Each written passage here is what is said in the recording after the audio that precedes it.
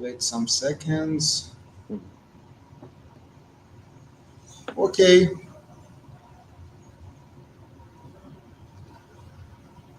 Olá, pessoal, bom dia.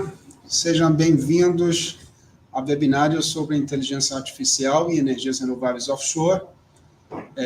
Nós vamos aguardar uns 3 a 4 minutos e depois disso irei iniciar a introdução e iremos começar as apresentações.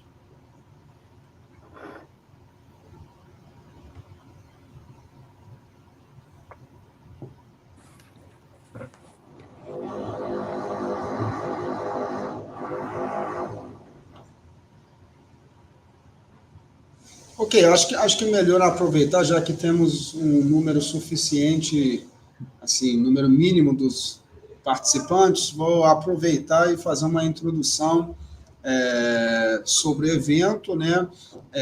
A gente tem 4 palestras, né? Hoje, 4 apresentações, diferentes professores, diferentes áreas. Vamos começar com a apresentação do professor Sejen Stephan. Professor Sejen é professor emérito da Universidade Federal do Rio de Janeiro e diretor-geral do Instituto Nacional de Pesquisas Oceânicas, INPO. Depois, vamos ter a minha apresentação. Sou Milad Schaldman, professor do Programa de Engenharia Oceânica da Universidade Federal do Rio de Janeiro e faço parte do Grupo de Energias Renováveis no Oceano, GERO. Depois temos a apresentação do professor Álvaro Coutinho, que é professor titular da UFRJ, da COP, e coordenador da área interdisciplinar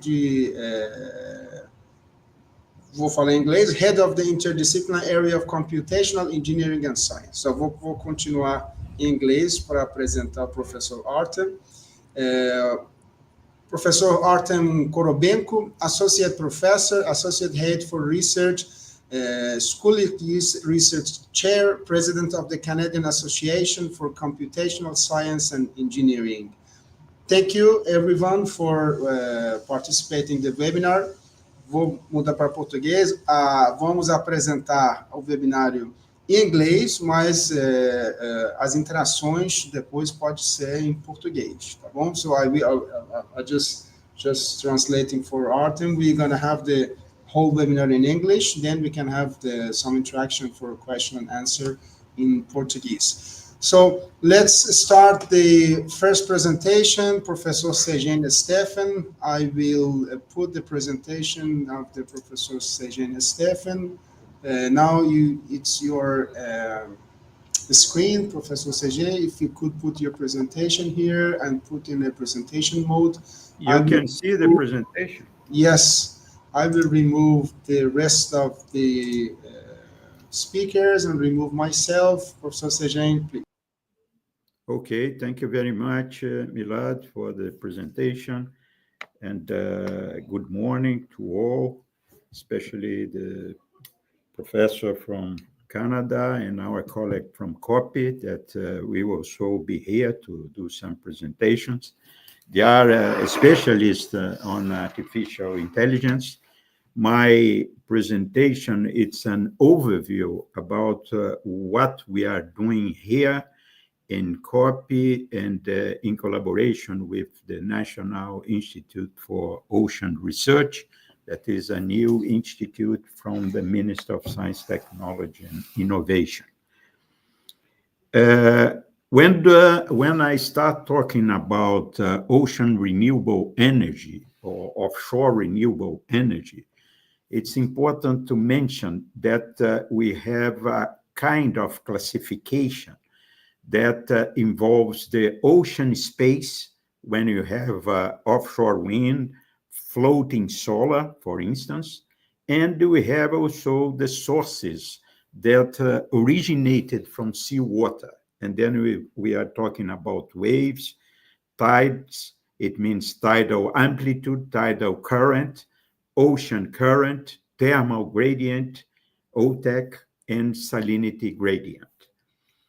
I will talk a little bit about about one of these kind of sources and what we are doing here. As you know, offshore wind, it's more mature than the ocean energies. And in terms of ocean energies, if we go for the TRL, the technology readiness level, we are in different positions, like tidal range that is considered mature. It's based on barrages. We have tidal stream that has to do with tidal currents, wave energy, OTEC, deep ocean current, and salinity gradient. We are in different positions in terms of maturity. And research and development and innovation, it's the aim is try to bring these all possibilities to the 9 degree. It means the maturity for commercialization. In Brazil, we have close to the coast very good conditions in terms of tides and waves.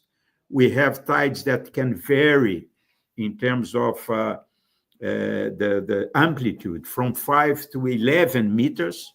And waves, we have these heights between 1.2 and 3 meters with different possibilities in terms of period.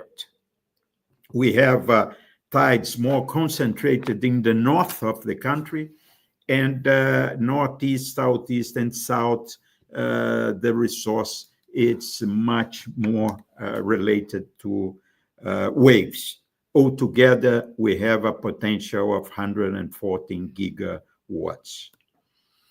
Normally, what we do in terms of our research is try to develop a concept, test this concept in terms of numerical simulations and experimental tests. For experimental tests, we have a very nice and huge lab, the Lab Oceano, where we can do this kind of simulations. We implement one of these concepts in northeast of Brazil 10 years ago, and we have this device operating in terms of testing to get data, to understand better. It was a wave converter. It's we call it a hyperbaric wave converter. It has the two floaters, 100 kilowatts of installed capability. It operated for 3 years there. And then, as planned, we decommissioned this kind of converter. But it was a very interesting experience in terms of operation and the whole range of from design to installation, operation, and decommissioning. We are also working in another device. This device is intended for an island, in fact, a near-shore prototype close to an island in Rio de Janeiro coast. It is for 50 kilowatts and include a latching control system. We did some tests recently in our lab, Lab Oceano, just to give you an idea what we are trying to measure here in terms of motions, in terms of the control efficiency, and how we can use these results in terms not only correlation with numerical results, but also the possibility of digital twins for these concepts. We understand that the digital twins could be explored based on the experimental tests that we have in this kind of lab. This is just an example of how it operates. This motion, the vertical motion, will be transferred to a electricity system to produce electricity. We can also use this system for desalination. This is another kind of possibility. We also work on a Bacanga barrage. It is in northeast of Brazil. It's a facility that has been built in 68, last century, based on La Hance barrage in France, but it never operated. We modified the design and proposed this barrage to be a pilot lab in Brazil for the understanding of operation related to the tides in terms of tides amplitude. In this area, we can reach up to 7 meters height in terms of amplitude, and it's a good possibility to have this lab. This is a proposal that we submitted a few years ago, and maybe in the future we'll be able to implement in this part of the country. We also work on tidal currents in the coast of Amazonia. It's in the north region of Brazil. There is a kind of,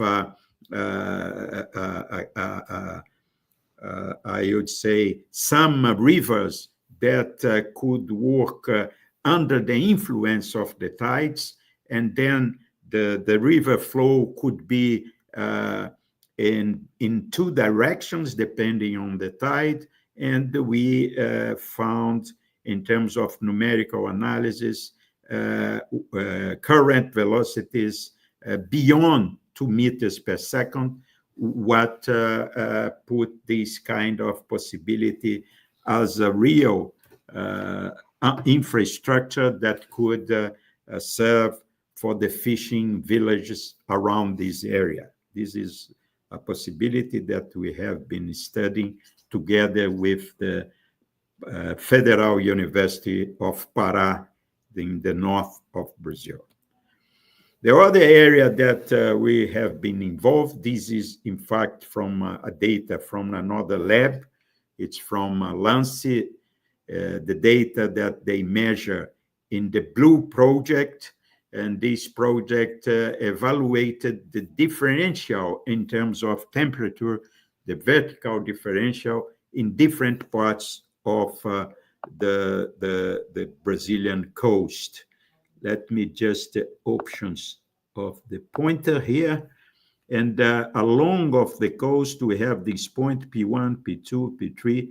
And we realize that as we go further in direction of the equator, that is in these points here, about 10 and 9 and 11, we can more steady differential of temperature beyond 20 degrees Celsius, with means that are very peculiar, very effective in terms of OTEC. That is the conversion of the thermal gradient in electricity, and using the warmer water for heat exchanger evaporator, and the cold water from deep waters for the condenser. And now we are trying to develop more this kind of concept, especially for this north region. In the past, we did some tests in the lab ocean. This test was in a collaboration with Lockheed Martin project about OTEC for 100 megawatts. It was tested in the model 1/50, and it was a cooperation also with Department of Energy from US, and Petrobras also was observed in this kind of test.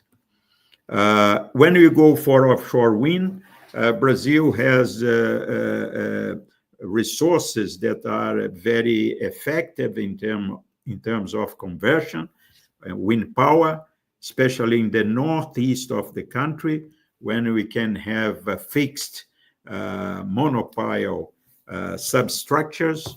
We have also in the southeast, in the between states of Rio de Janeiro and Espírito Santo, and in the south of the country, mostly in Rio Grande do Sul, in the south of the country, more effective would be the floating substructures. That's what we have been more concentrated in terms of our study.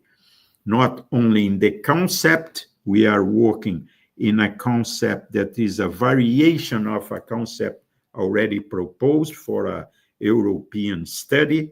We are trying to improve this concept. And more than this, we are trying to see how we can build in terms of optimized built concepts for this kind of platform. We are comparing steel and concrete construction, and we are more concentrated on the concrete concept, the concrete possibility that could have more effective cost in terms of the influence in the cost of energy. We are also studying the interaction between the environmental loads, the turbulence on the blades, and also the ultimate response of the blades. We realize that the blades are one of the least studied parts of the wind power system. And these systems, these blades, now they have a length that is about 125 meters, very long blades, and very flexible structure with a strong interaction with the winds. And this is a special area that we are trying to put efforts. The other point to be mentioned is the possibility of hybrid energy hub, the possibility of putting together, depending on the region, different sources like wind, wave, solar, thermal gradient, and currents. And this is one possibility. The floating solar is a challenge. Floating solar for open sea is still in the initiation of the first prototypes, and we are trying to see how this kind of system could be used in a hybrid energy hub. The other points that I would like also to mention very quickly, it's decarbonizing of oil and gas production by offshore renewables. This is a project that we are a research project that Petrobras is involved. And we are also trying to understand better how offshore wind could power the hydrogen production and the cost of these possibilities of production onshore or production of hydrogen offshore. That is, in general, what I would like to show you. And just to finalize, and I think my colleagues could talk better than me about AI algorithms for offshore renewables. We can, of course, use machine learning and regression analysis for forecasting energy production. We can have decision trees for site selection and environment impact assessments, random forest for predictive maintenance, and also support vector machines for predicting equipment failures. We have also neural networks, deep learning that could be used for analyzing satellite images and also images from drones, and reinforcement learning to optimize operational strategies for energy production, and genetic algorithms that could help us to optimize layout of offshore wind farms. But I finish my presentation here, and I hope you enjoy the other presentation on a specific theme of artificial intelligence for renewables, offshore renewables. Thank you very much. Thank you, Professor Sejen, for a very nice introduction and the context of our today's webinar. Thank you so much. The next presentation is my presentation. I will, I will share my screen.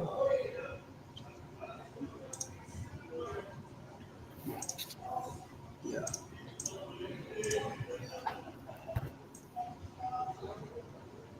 Okay.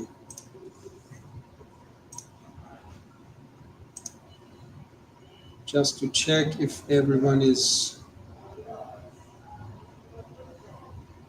yeah. So it's okay. Thank you so much.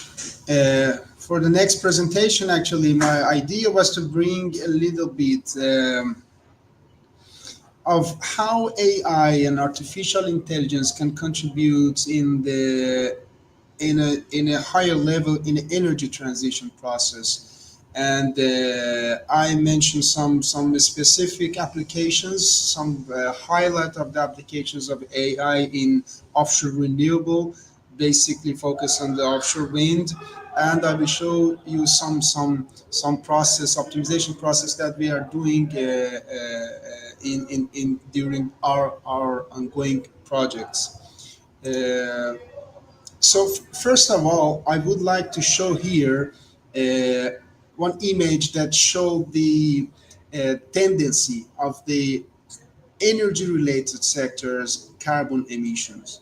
So this is the based on the report from IRENA, International Renewable Energy Agency. We can see two curves here, and we can see the progress of the carbon emissions during the year up to 2050. The yellow curve actually showed the tendency and the velocity with which we are now currently we are going toward the carbon emissions, and the green curve is the scenario in which we can keep the global warming below the 1.5 degrees Celsius. So we can consider that based on this report, the green curve is the energy transition curve, right?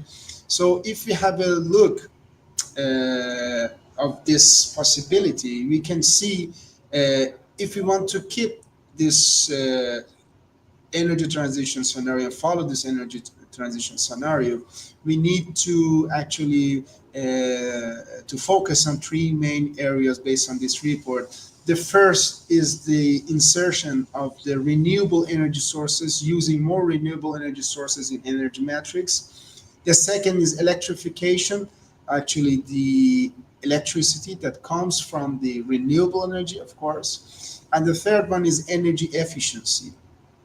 Of course, I added here the storage. I believe that we know that the storage is very important, because as you put more renewable energy into the energy actually grid, you have a more instability in terms of the electrical distribution and connection, and then you need to have the storage, because renewable energy sources are intermittent, and there is a really high variability in terms of the energy production. Then the storage process with batteries, with hydrogen that Professor Sejan mentioned, can play a significant role into making possible this energy transition.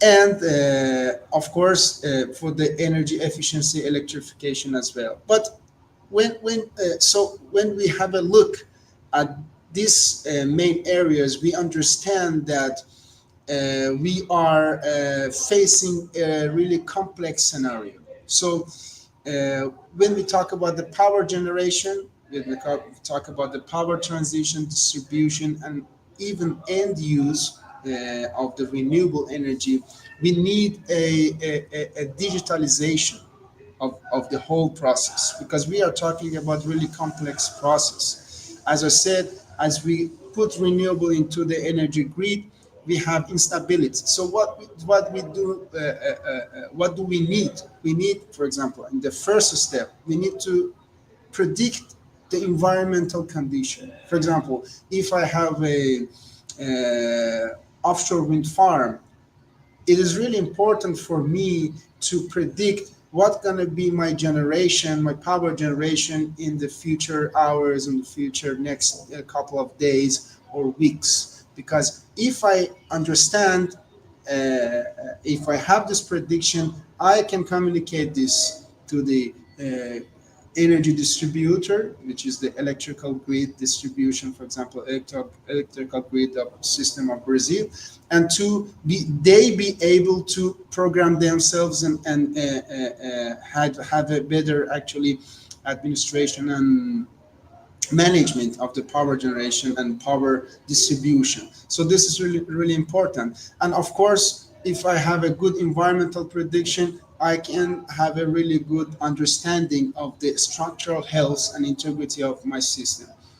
So digitalization, it means that using digital twin, artificial intelligence, big data, Internet of Things, because we are talking about the a huge number of sensors that are connected to each component of a wind farm, for example, and each sensor have a high frequency volume of data that's sent to you. You need to receive that huge amount of data. You need to actually treat this data, and you need to analyze that data. So you cannot do it by the conventional methods. You need artificial intelligence. You need you need to have a really high velocity of analyzing such a data and such process. And then artificial intelligence can help us in this manner. Of course, there are other parts and other subject like design process, like microgrids, operation and maintenance. And I'll give you the example. Power to X, for example, when you have a renewable sources and you want to produce hydrogen from the water electrolysis. So this is a really complex project. We did in the past a project regarding the producing hydrogen from offshore wind, when we understood that the complexity. So artificial intelligence techniques and methods can help us to optimize this process, to have a better understanding of the whole system. And of course, at the energy efficiency and the end use in the industrial, residential, and building, actually, etc., where we use the electricity, and then we can have a better control if we could apply the AI techniques. So as we can see, as a whole, the digitalization, the AI techniques can make possible and can accelerate the energy transition, because they can be applied on renewable energy sources as a whole, and they can actually have a more efficient system. When you have more efficient system, you can reduce the cost of energy from these actually sources, and these sources can be competitive with the conventional sources here in Brazil, for example, with hydropower, with solar energy, with onshore wind and other sources. So this is a real importance. And if we have a look at the Brazilian scenario here, in the left side, I put the offshore wind projects that's already showed the interest of having an offshore wind farm along the Brazilian coastline. Of course, not all that projects gonna make happen, because you can see at least many superposition, but if 20% of that project will make happen, we can have a really big number of gigawatts of energy. It's almost 30, 40 gigawatts, 20% of this whole. But what we are talking about, we are talking about the 15 megawatts wind turbine. These are really huge systems. You can see the comparison of a 15 megawatt wind turbine with the Airbus A380, which is the biggest commercial airplane in the world. So you can see the dimension, and this bring a really complex structural actually challenges. So this is really important. The operational maintenance of such system really important. The structural integrity, the structural health of system really important. So this is a topic that we are actually exploring to understand better and to develop techniques to be able to have a more efficient operation and maintenance for such system. So when we talk about the operation and maintenance, basically we have two methods. One conventional method, which are the preventive operation maintenance. It means that you have scheduled operation maintenance, 6 months, 1 year. You just go there and you need to interrupt the power production to do the maintenance. This is not predictive because this is just a scheduled and you need to go there to do that. Sometimes at that time you have a really good wind, and if you interrupt the system, you will lose the energy generation and consequently money, and the cost of the system, the cost of the energy. But the predictive system, more intelligent process, can help us to have a more efficient system in terms of generation and in terms of the structural integrity.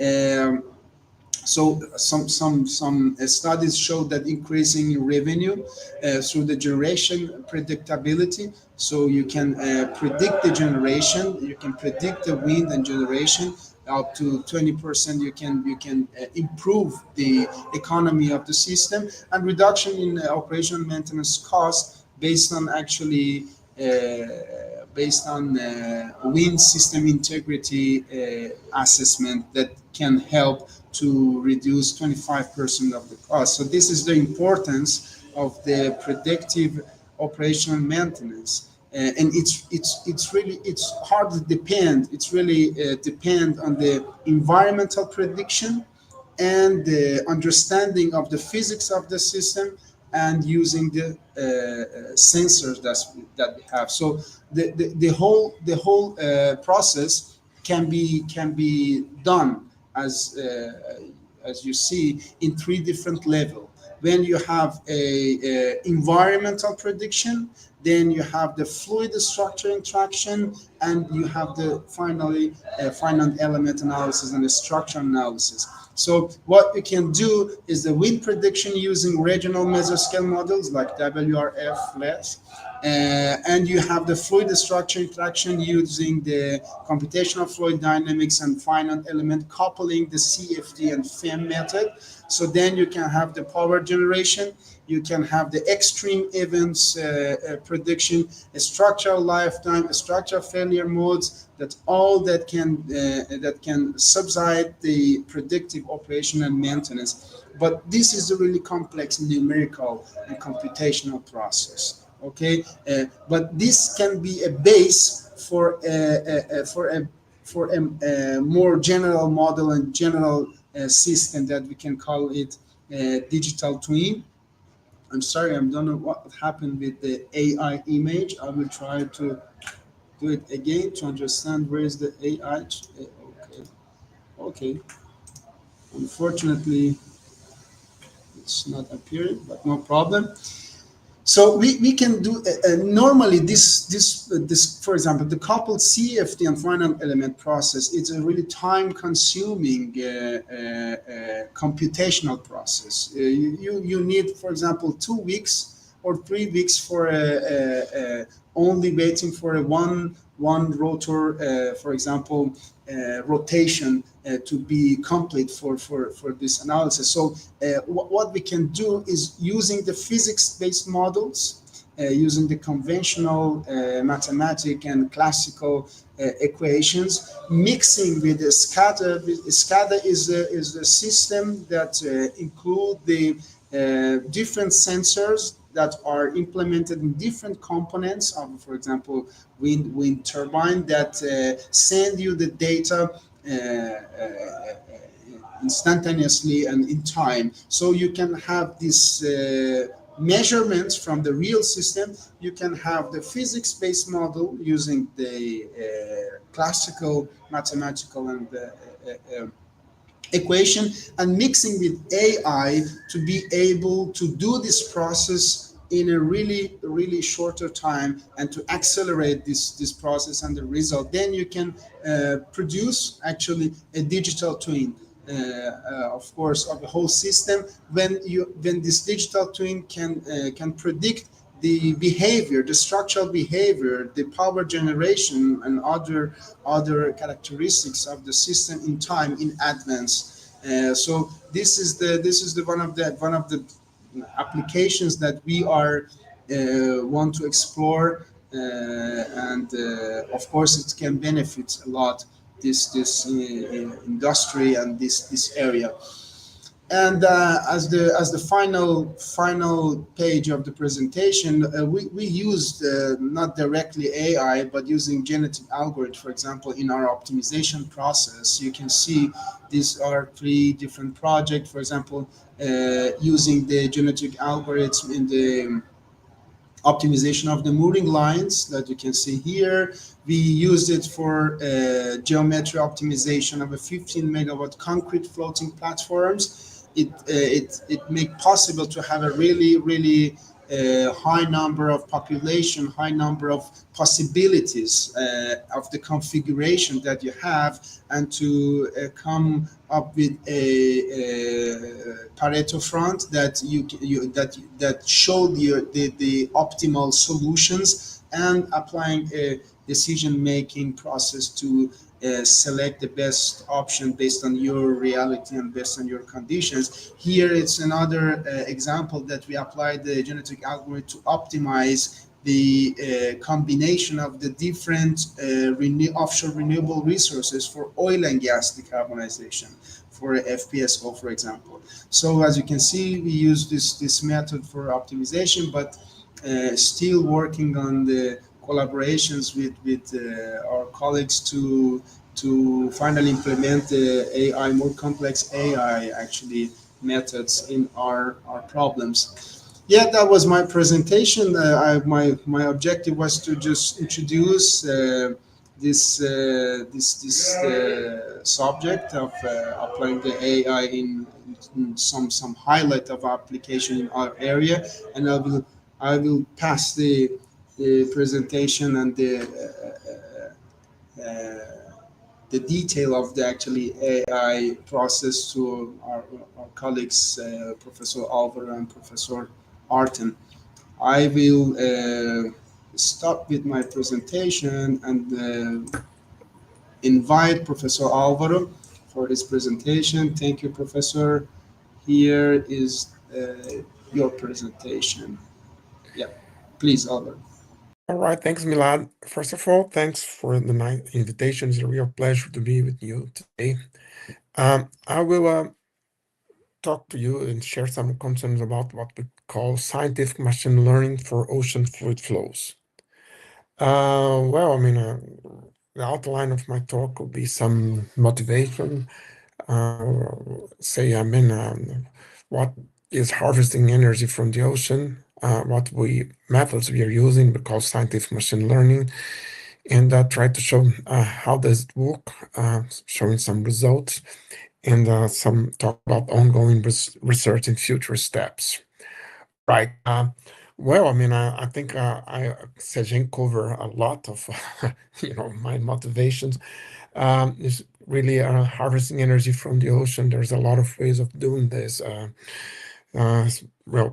Professor Stefan give you a very good overview of this, and you can see in the bottom here some of the computations we have been doing on waves on ships. This is the simulation. This is the actual experiment on La at copy and things like this. With studying, the interaction of turbulent flow with some, cylinders with strakes, understanding all this. All those things are involve multiple scales. They could involve also multi-phase flow computations. They're strongly nonlinear and couple phenomenal, and they are all very expensive to simulate. We at that time, and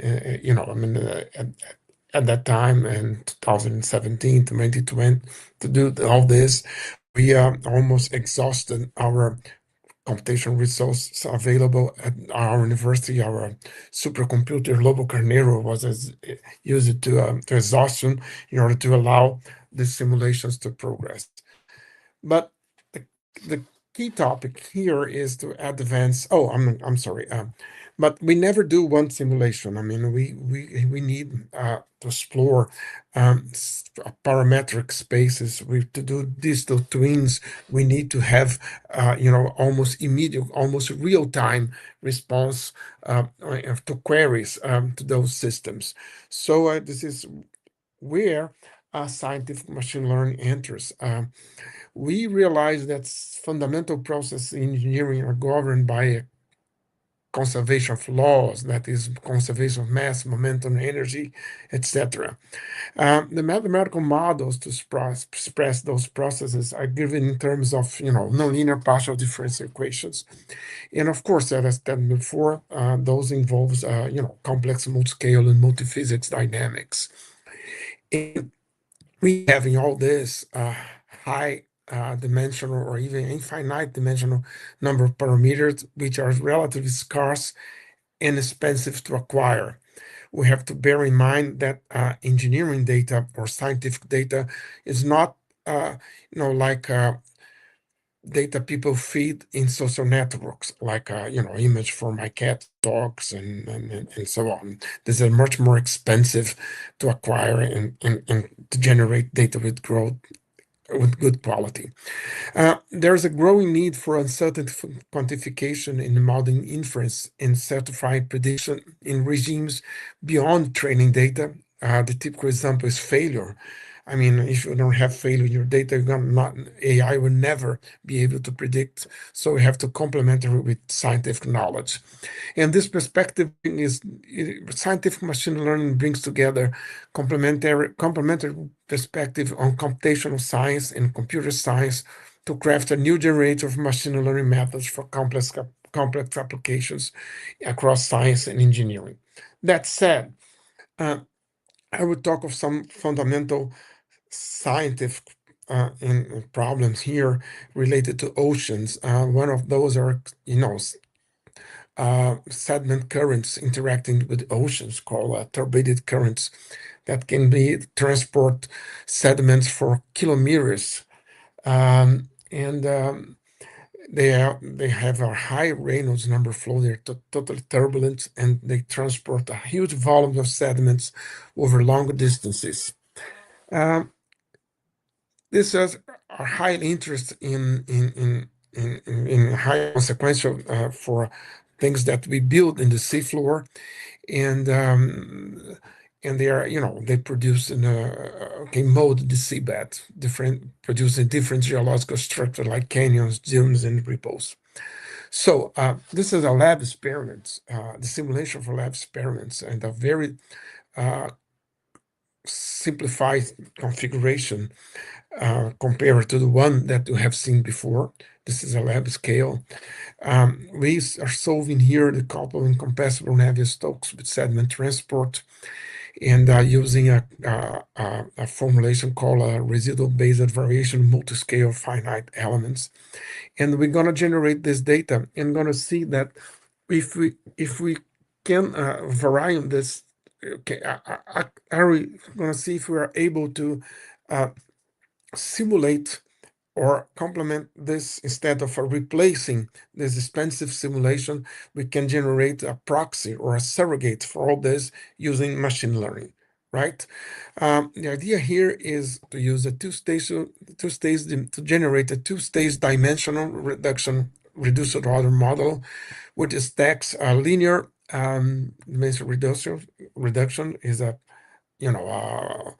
I call a POD basis with proper orthogonal dimension, plus do two neural networks one or two neural networks being an autoencoder, which will generate a compact representation of this complex dynamics, and then we'll be able to query this compact representation and reproduce all the features that we are seeing in this complex dynamics, right? We're gonna use this for harnessing in trying to simulate all the dynamics within different slopes. Suppose I have a slope varying between 0 and 10 degrees, and that then we will use this machine learning device to learn all the dynamics within this range, and also to do some extrapolation of this dynamics. As you can see on the cartoon here, those are very different and complex dynamics. You can see what we call the full order finite element simulation for this range of bottom slopes. Okay, so we train the network's parameters, and you can see on the top for an angle that's not seen in the training set, the full order simulation, the two variations in this reconstruction that apply a linear reconstruction and a nonlinear one given by the neural networks, one or two neural networks, and you see a pretty good representation for an unseen scenario. Actually, we train the networks, and now we are able to query those and reproduce these dynamics for every angle you want. Is this fast?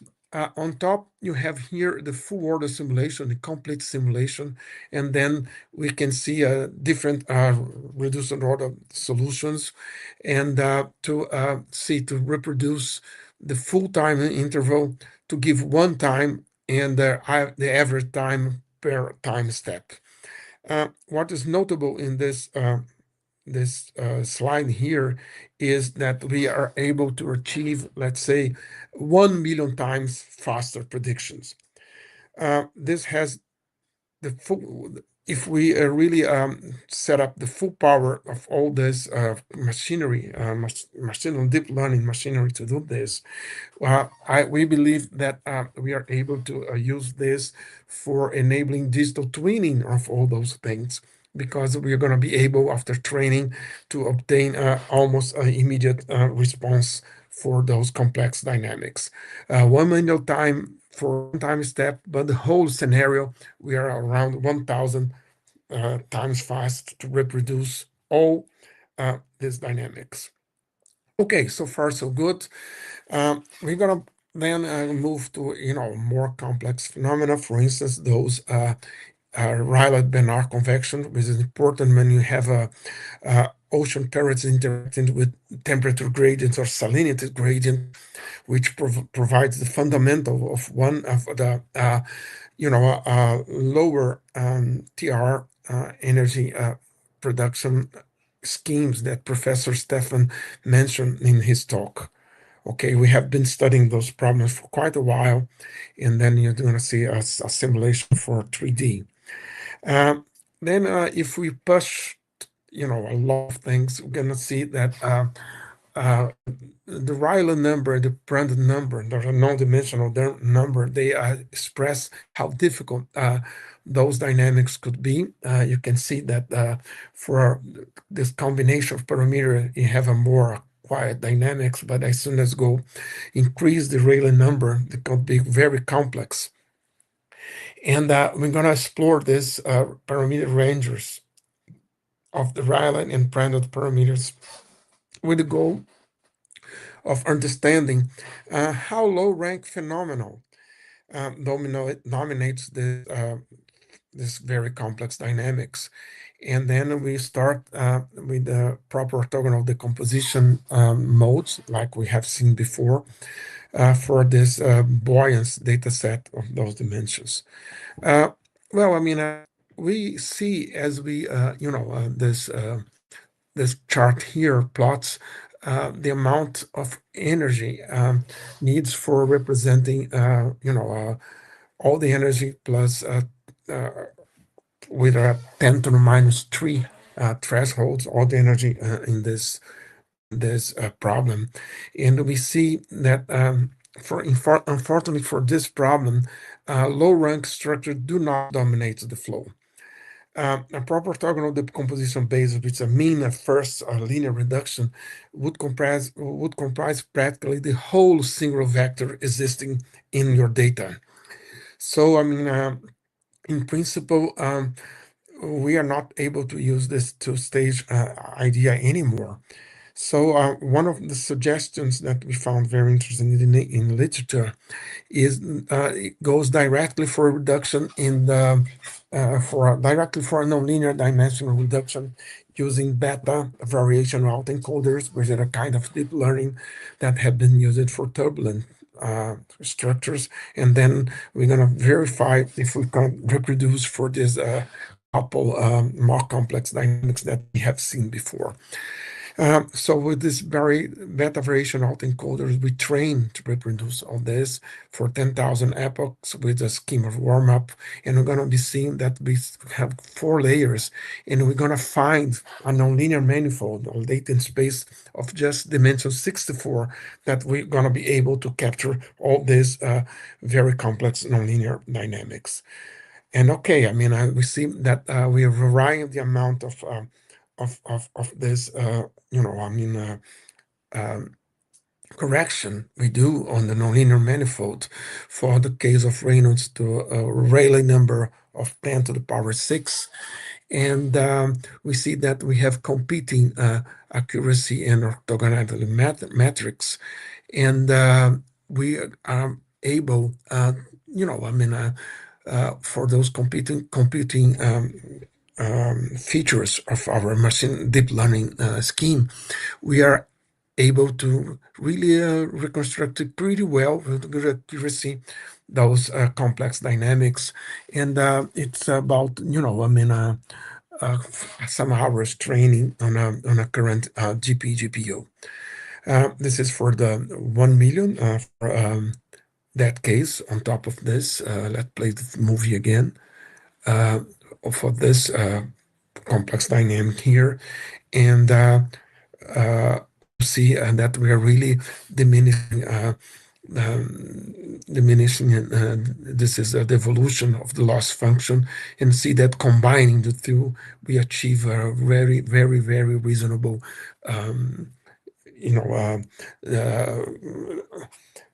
very, very reasonable and good accuracy in the loss term. For the more complex physics, results are still okay, as you can see here, and we are really able to reproduce this complex dynamics, and you see this is more difficult, but overall the results are very good. To wrap up, those surrogate modeling, they are very, very useful in the sense that we can explore the parametric space of those complex and fundamental simulations, and enabling and acts as an enabling of digital twinning for all those things, and acts as surrogate models for complex simulations.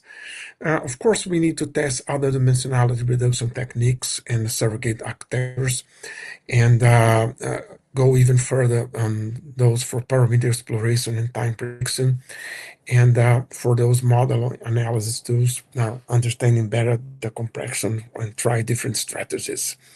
I do believe that the combination of full order models for generating training data and those surrogate modelings will be a future enabler for us to compute, to generate digital twinning for as enablers for exploring new devices for renewable energies in the ocean.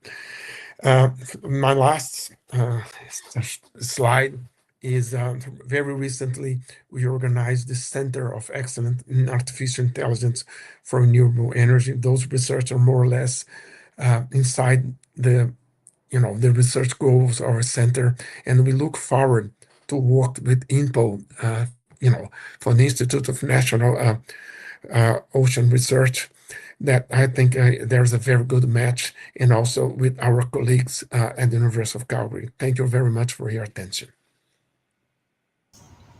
Thank you, Professor Alvaro, for the really nice presentation. You cover many topics uh, and several synergies, right? Thank Yeah. you. Now I will invite Professor Artem Korobenko from University of Calgary for his talk. I will remove and put your presentation. Thank you, Artem. Okay, thanks so much, Milat. So I hope everyone can see the presentation. So again, I know we're probably running a little bit out of time, so I will make sure I stay within 15 minutes or slightly less.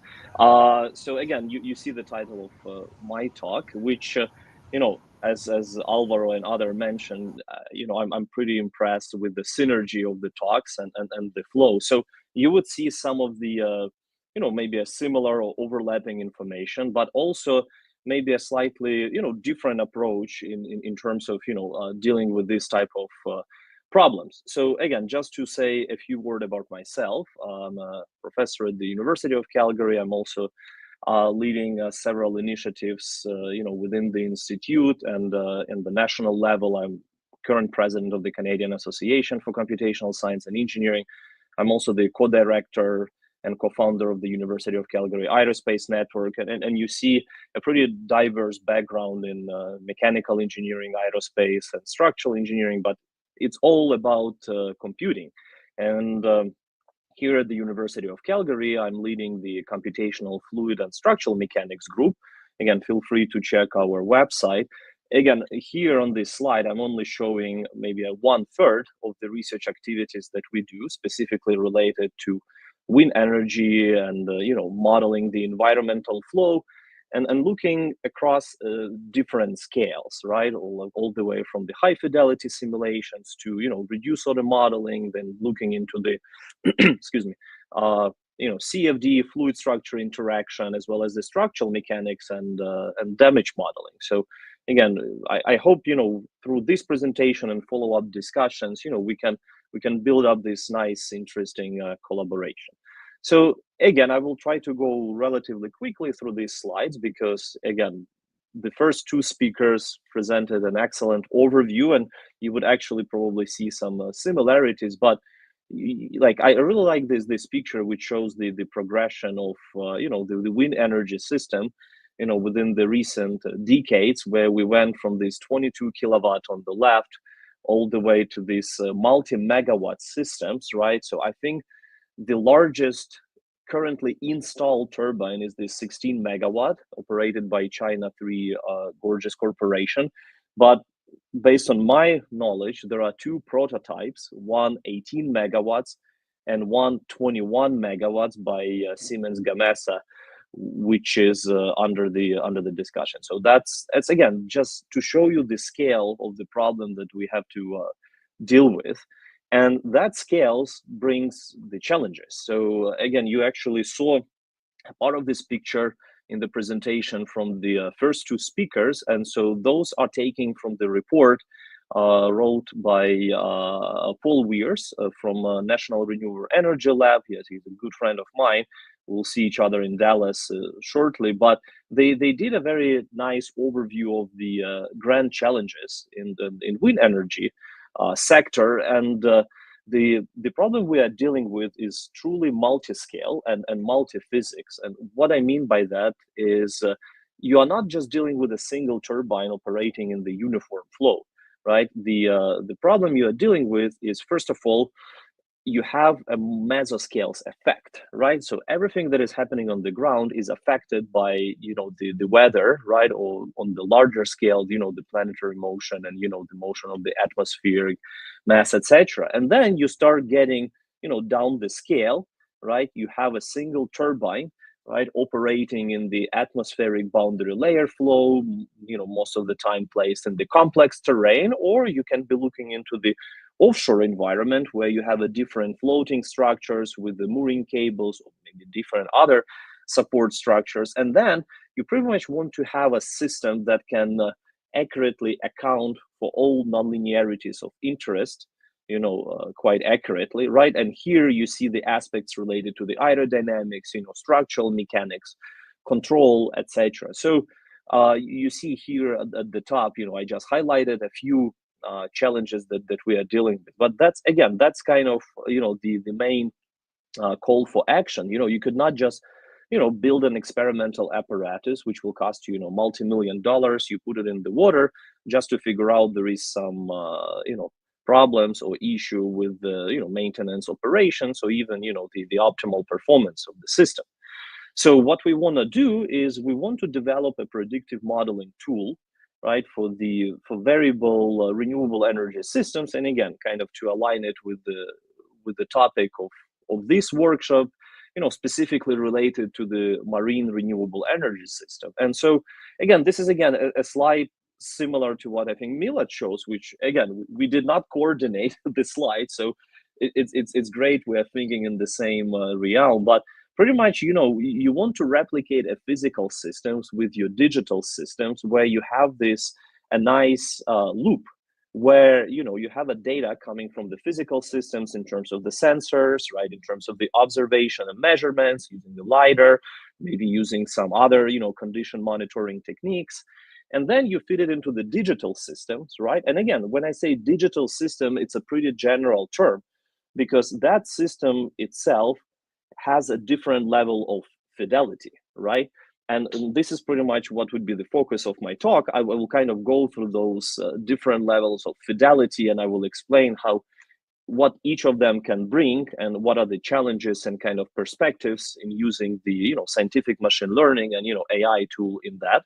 And what do we want to get out of this digital system is the kind of a service, right? And again, pretty general term, but what I mean by service, I mean, we want to have a predictive maintenance, we want to have performance optimization, failure analysis, data visualization, data analysis, you name it, right? So we want to have our physical system to drive our digital system, and vice versa. We want to have a digital system which can, drive and provide the feedback to the physical reality. So that's in the nutshell. And so one of the biggest part, again, in my opinion, of this digital system is the physics-based modeling. I know when Milad showed his slides, he differentiates slightly, the physical-based modeling and then the digital twin. But I think both of those components are part of this digital system itself. So, right, that's what I mean. Within this digital system, you also have a sub-modules which interacts with each other.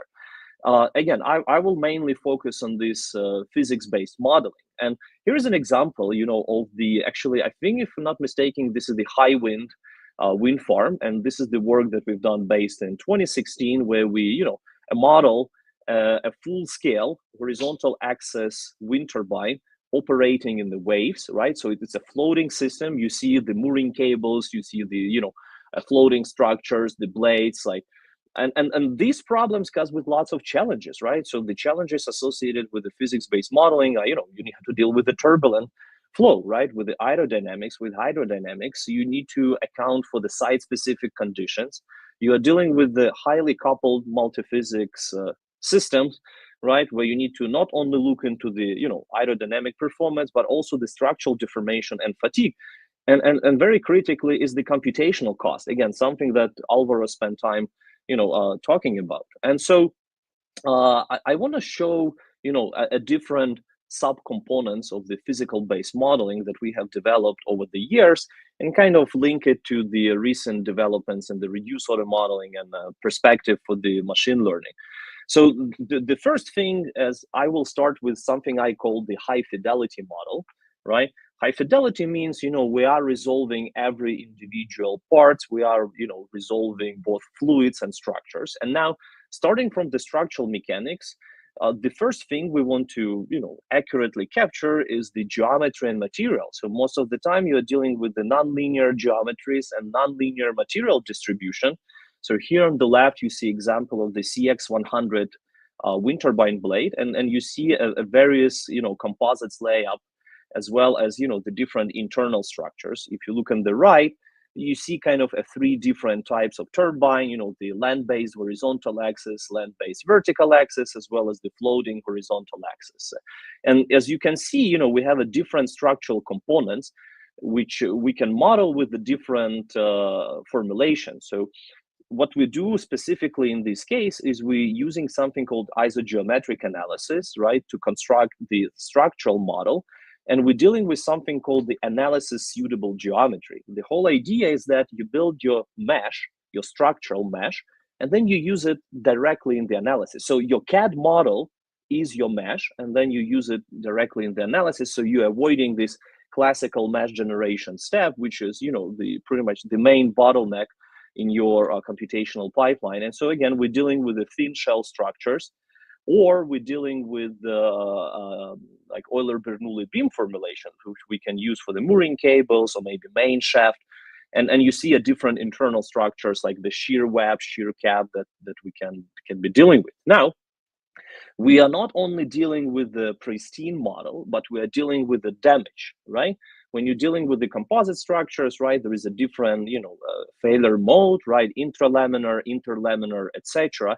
And so we have the formulation that allows us to deal with the progressive damage model and fatigue damage model. So on the left, you see a collaboration we've done with the Los Alamos National Lab, where we model a fatigue damage in the single wind turbine blade, which was experimentally tested in the lab, and we were able to capture, you know, the number of cycles to fail as well as the zone with the most fatigue damage. Again, it is based on the stiffness degradation approach.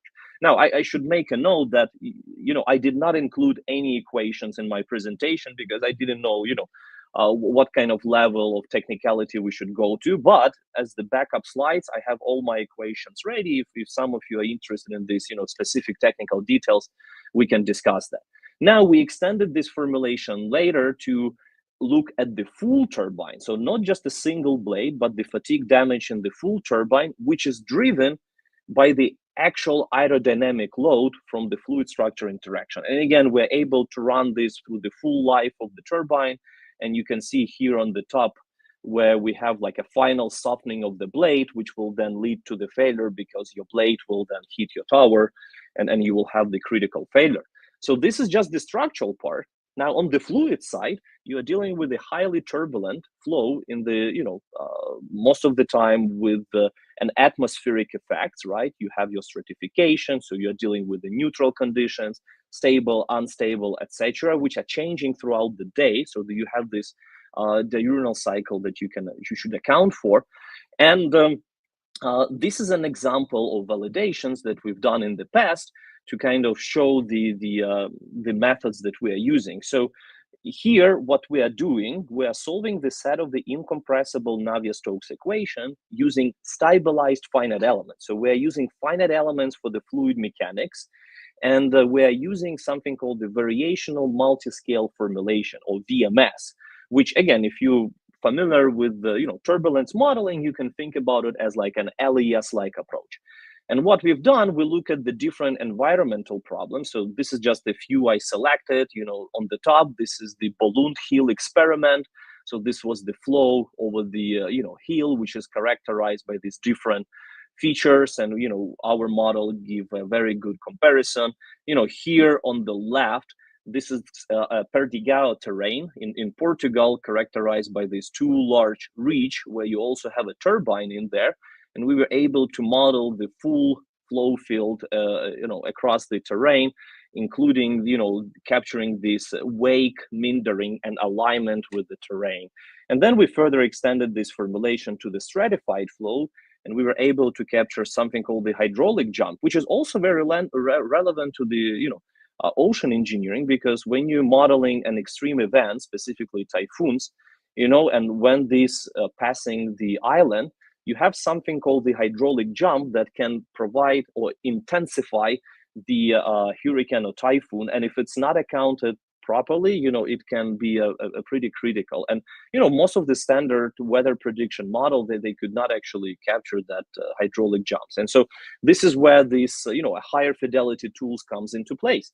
Now you can link everything together, right? Your structural part, your fluid part, and you can do something called the blade resolved CFD, or fluid structure interaction. Again, this is some of the examples we've done over the year related to the vertical axis wind turbines, where we look at the interaction between multiple units. We also look at the issue related to self-starting of the vertical axis wind turbines. Then we also look at the multiple horizontal axis wind turbine operating in atmospheric boundary layer flow. So all of the examples on this right side, this is actually an FSI, right? So you have a complex multi-physics system. Then we also look at the, a yawing of the full-scale horizontal axis wind turbine. And I should say that here we're not actually prescribing the motion of the turbine. The motion is driven by the wind. The only thing we are prescribing is the yawing of the turbine. And finally, again, we also look at the floating turbines. Again, these are amazing, great applications, but they are time consuming. Okay, and this is the main bottleneck of this high fidelity approach. So the next step was to introduce the multi-fidelity approach, where using something called the actuator line model. The idea is the follows. So instead of using this blade resolved simulations, we kind of mimic the presence of the blade using these actuator points, right? Where we have an airfoil information at every point, right? And then we're using the blade element momentum theory to calculate the resulting forces on the background fluid. Right, very simple approach, but it's a kind of a state of the art in the wind energy community, and we were able to show that it is amazingly robust and accurate and very time efficient. So here is the comparison with the a wind tunnel experiments for the NTNU wind turbine, and then we recently extended this to multiple wind turbines operating in atmospheric boundary layer flow. And finally, we also currently working on the simulation of the whole wind farm. Right, so this is actually a Lillgrund wind farm, which a state-of-the-art benchmark test case for the offshore engineering related to the wind. Now, another level of fidelity was introduction of the reduced order model, and I think this is the most relevant to the current topic. So what we've done further, we developed the consistent reduced order model, right? And then we implemented something called the mesh-based hyperreduction. So this was actually a very recent publication in Computer Methods and Applied Mechanics and Engineering that we published. So this was a paper where we demonstrated that a classical Galerkin POD-based ROM can be applied to a problem with the Reynolds number of an order of 10 to power 7, okay? And the reason we were able to apply that is for this specific area that we are looking at, specifically modeling these wind turbines using this actuator line model approach. So again, in a very short, the idea was as follows: you run your full order model, you collect your snapshots, right?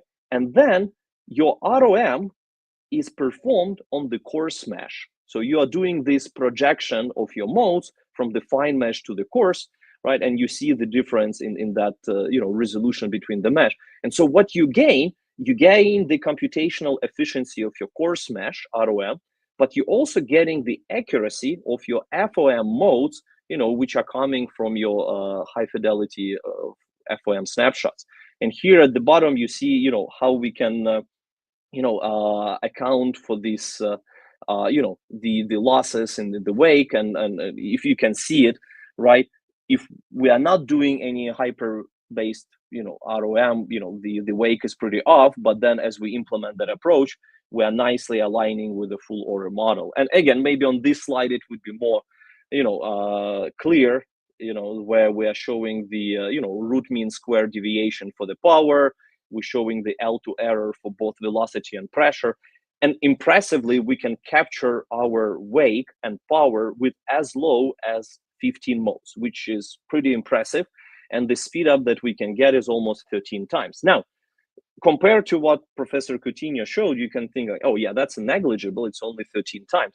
But everything is done online. We're not doing any offline reduction. So this is still like an intrusive reduced order modeling with all of the reduction happening online. The current collaborations that we are doing with the group from CISA with Gianluigi Rossa and discussion with the Traian Iliescu, as well as collaboration with Professor Coutinho, is how to take this to the next level first of all, to develop the parametric-based reducer model, then to also do the reduction offline, and as well as looking into the nonlinear POD. And some of the collaboration with Professor Kellen Wilcox at Odin Institute, we're also looking into the operator inference. So kind of the different way of learning the the model. We recently extended these formulations to not just a single turbine, but multiple turbines.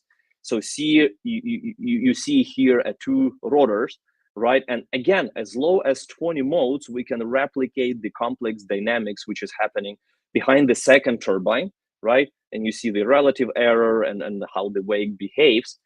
And last but not the least, we extended this to the stratified flow. So this is the wind turbine operating in the atmospheric boundary layer flow.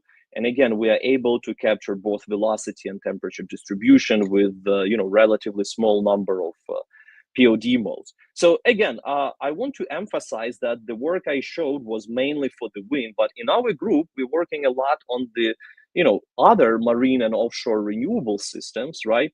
So on the left, you see the simulation we've done for the vertical axis hydrokinetic turbine, as well as the horizontal axis turbine operating in the waves. And we also were able to model cavitation. So here on the left, this was the simulations where we combine cavitation and free surface to perform the analysis. Again, something that you would never be able to perform in the experimental settings, because in the cavitation tunnel, you could not impose the waves and vice versa. And so we're also looking into like a large scale vertical axis floating wind turbine. So this is the 250 kilowatt prototype, which will be tested in Bay of Fundy in Nova Scotia. Last but not the least, even though we are talking about renewable energy, but the techniques that we are developing is pretty robust, and it can be transferred to following examples like the air mobility and condition monitoring system. And again, it is partially related to the offshore system, because these days you can use your unmanned vehicles to actually do the inspection of the units, but you pretty much need this high fidelity modeling tool linked with your scientific machine learning, like PIN, and various neural networks.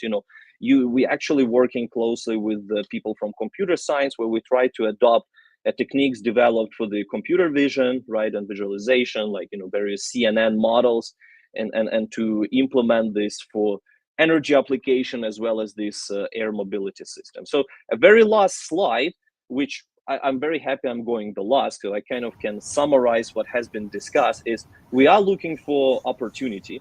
And I believe this workshop is the perfect place to foster this discussion, where I think it's important that we need to foster this Canada-Brazil workshop in computational science and engineering, where we have both people from academia, people from the centers, different national labs, as well as industry, because I think both Canada and Brazil, we has lots of similarity in terms of oil and gas, right? So we have that, expertise, modeling those systems, and now we're taking them to the next level. So again, that's all. I know I went a little bit over time, but I look forward for questions and discussion. You are in the future special invited person, Artem.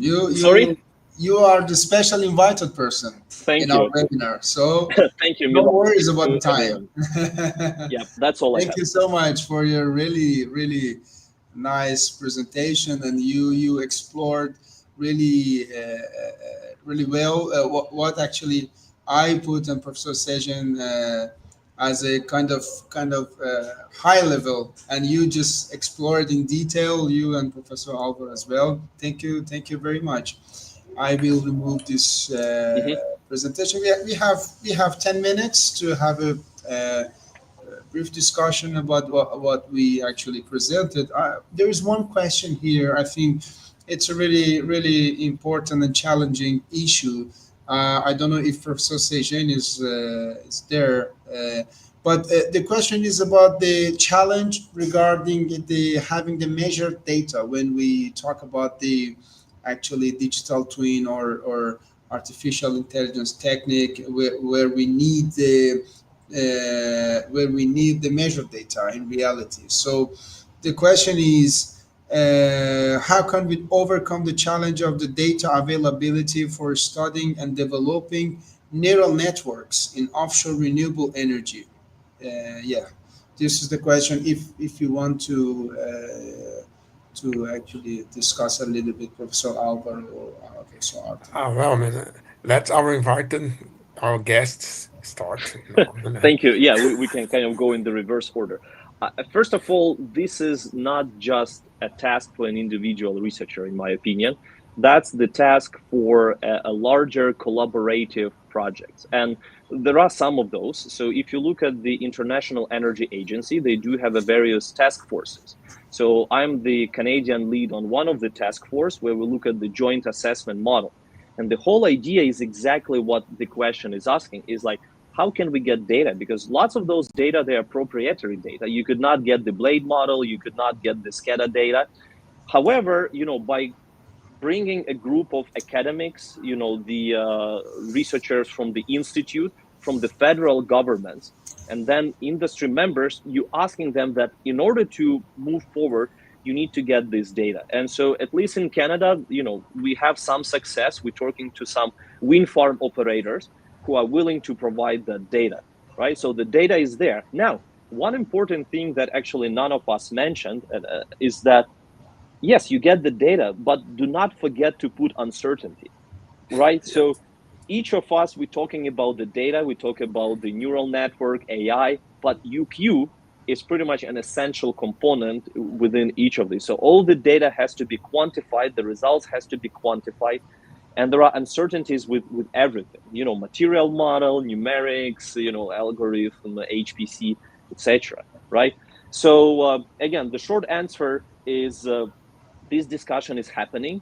I also hope it's happening in Brazil as well. Based on what I'm seeing, the creation of these centers tells me that the government is looking into the right direction. So I really hope that that data will be more available, as we move forward. Thank you, Professor Alvaro. Yeah, I mean, it's very important to mention, as Artin said, this problem with uncertain quantification. I think we engineers really like to have error bars in our predictions. Yes, that's the goal, ultimate goal. So, I mean, to get this, we have to, somehow combine data gathering, data availability with numerical predictions.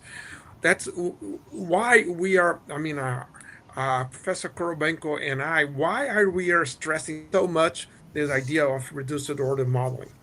All the computations we have seen, they requires a lot of resources. Yeah. See, and then by combining them with those techniques, which can vary a lot. I mean, I see that Artin has one way of doing, we doing the other way. They're more or less in the edge of scientific research right now. But ultimate goal here is to provide you with means to enable you do uncertain quantification, exploring the parametric stuff and combining with data. We cannot rely on days on a supercomputer in order to do uncertain quantification. This is out of question. But we are open up this possibility by uh, combining deep learning in several ways to numerical simulations and open up really the idea of bringing uncertain quantification to digital twinning. That's our ultimate goal.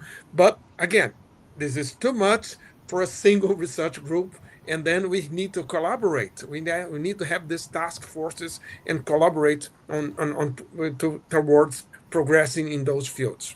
Okay, that's my 2 cents. Yeah, Thank you. thank you, Professor Sejan. At the same direction, how IMPO is organizing these initiatives about having the data available in a general context in ocean. It could be oceanographic buoys or other stuff. You need to activate your microphone. Yes. Okay, one of the main projects of this institute is to organize the data, ocean data, but it's more related to the ocean itself. I mean, data that are already available in different data banks we are working on this to try to coordinate these data banks and put these data available. It means not only physical variables, but also has to do with biodiversity and other issues. The first approach is related to the Navy data bank that we have in Brazil. And we try to improve this data bank and put this data more available for the scientific community. And also to work with specifically with researchers in Brazil. Most of them have data that are not being used uh, so far, and I believe that they can provide this data for a more, I would say, comprehensive data bank that we are building. This is our task at the moment. We are not working on the, for instance, wind data. We are working more in relation to oceanographic data so far.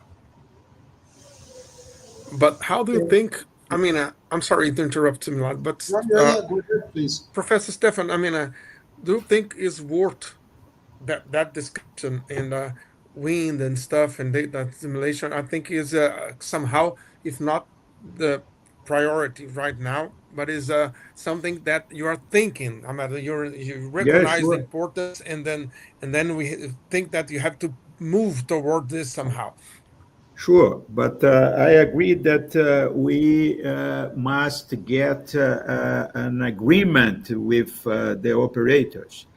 Oh, yeah, I yeah, think, sure. first of all, we should have this kind of interaction with the operators, especially in Brazil in the first place, to put this data available. If we agree on this, I think input can help in this sense. But all this interaction, it's a little bit complex with them. Yeah. Yeah.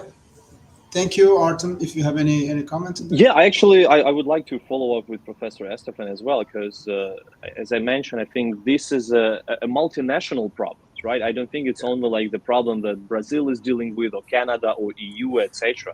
And so my Sure. question is, what is your approach to these international collaborations? What are the opportunity, to collaborate between INPO and other, organizations or nations, Oh, etc. yes. Sure, especially in the ocean, as in the Mm-hmm. atmosphere. It's Mm-hmm. it's not there is no boundaries Yes. in these biomass. We signed recently a very interesting agreement with Mercator Ocean from Mm-hmm. France. Mm-hmm. Mercator is working on digital twins and especially in the North Atlantic. Uh, Mm-hmm. our aim is trying to work with them specifically in South Atlantic Ocean Mm-hmm. and trying to represent digitally this part of the world. It's, Mm-hmm. of course, you have different kinds of agreements, international agreements. This is one example. We are Nice. to sign now also with Ifremer some agreement, Mm, Ifremer from Uh, France.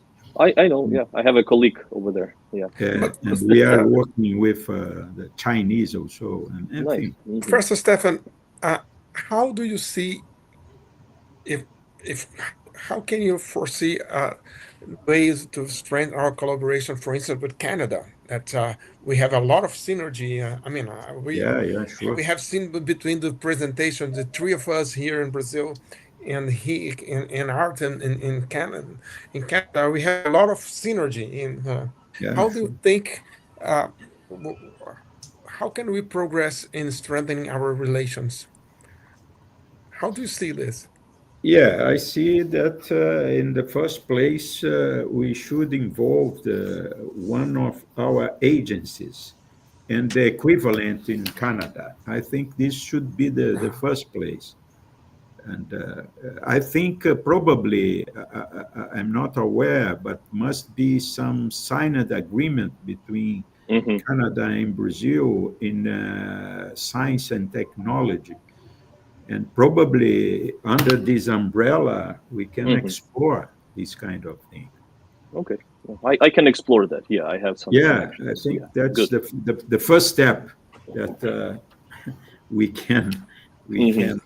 provide. Yeah, and Okay, thank you so much. We are just approaching, yes, 1 minute past 1 p.m. and we had a 1 hour and a half, a really nice webinar. We just are gathering three different institutions: the National Institute for Ocean Research in Brazil, COPI, Federal University of Rio de Janeiro, and University of Calgary. Very nice discussion and exchange of the information, knowledge, and experience.